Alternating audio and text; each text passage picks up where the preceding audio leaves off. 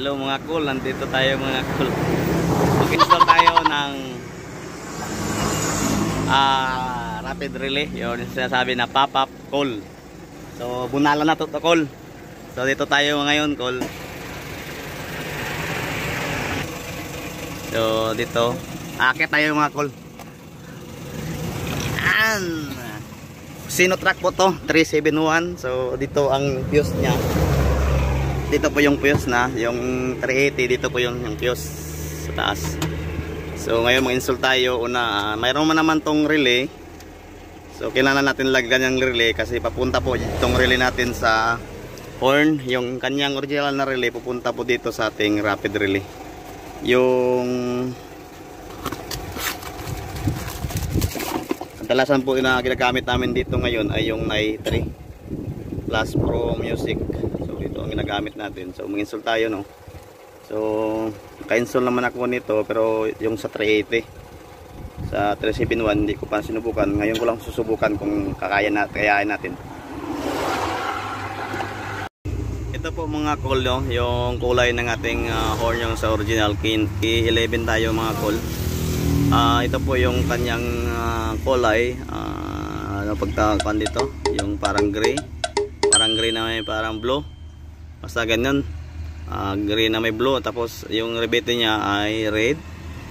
Yan po yung sa horn natin sa original no. So ang gawin natin, i-cut lang natin. And then yung original na sa galing sa relay, galing po sa relay sa original to. So dito natin ilagay sa red no, sa ating dito no, dito sa ating rapid relay, yung musical horn natin sa red po yan pupunta. So ito po yung sa red natin na wire, and then yung isa na naputol natin pupunta po yan sa selector niya doon sa loob no, sa loob dyan. So galing po doon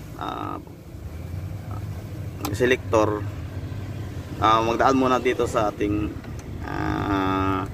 relay, dito na relay, magdaan muna dito. Okay tap natin. So i-explain. Okay mga cool, na plaster na yung atin, ayos na yung ating rapid yung bus relay natin no. So baka magtanong kayo nga bakit kung mag-install ako maglagay tayo ng rapid bus relay, kasi protection po yan sa ating rapid relay, yung Nai no, protection po yan siya. So kung i-direct natin dito, kung ito lang po magdala, sigurado ako masisira yung relay dito sa loob. So ngayon ang ginawa ko, galing po dito no, galing po dito, papunta niya dito sa ating relay, yung boss relay. So yan lang po ang galaw-galaw yan sa ating relay. So kung masira, ito na lang ang ating replacean, kasi mura naman lang to kaysa magbili tayo ng ito. Medyo mahal siya kaysa rapid sa boss relay. So yan lang po, try natin mga cool kung gagana ba yung ating si Bata cool. Uy, bakit wala cool? Okay, hello. Okay, sandali lang. Hindi Bombay cool.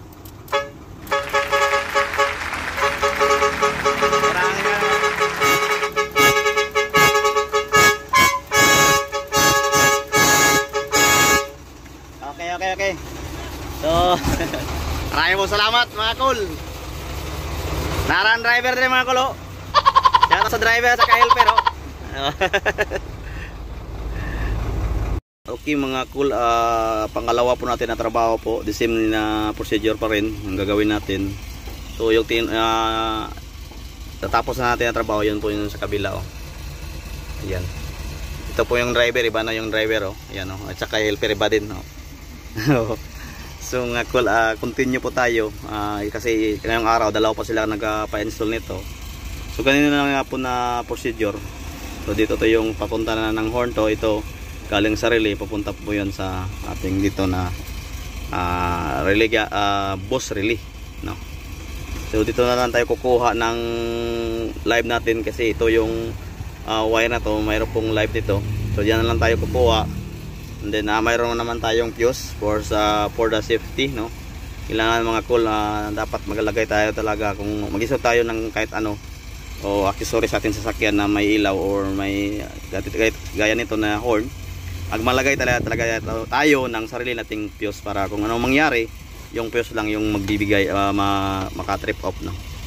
So yun lang po ang procedure natin, the same na procedure pa rin itong nauna natin na trabaho, yung sa kabila.